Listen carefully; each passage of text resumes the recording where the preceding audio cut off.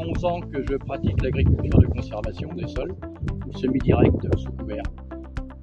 Suite au constat que mes terres souffraient énormément de stress hydrique, les terres superficielles de la ferme, et aussi d'érosion pendant l'hiver. Donc les deux phénomènes m'inquiétaient. Et voilà, le nerf de la guerre est là sous vos yeux. On voit de la moutarde blanche, de la moutarde d'Abyssinie, beaucoup de facélie. Plante extrêmement mellifère qui profite énormément aux abeilles. Je vais dire cette ruche là à l'autre extrémité de l'exploitation.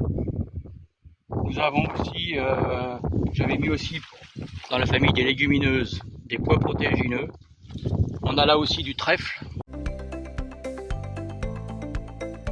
On parle toujours de ce que l'on voit en surface. En agriculture de conservation des sols, l'essentiel se passe sous la surface. Voilà des gros champignons, ceux-là sont visibles, c'est une face immergée de l'iceberg. Ils vont servir à décomposer toute cette paille. Il faut imaginer qu'il y en avait à peu près 6 tonnes hectares. En agriculture de conservation, les vers de terre sont notre allié, indispensable à la vie. C'est lui qui va chercher la paille en surface, qui va la redescendre dans le sol, et qui va ensuite permettre à ce que cette paille soit transformée en humus.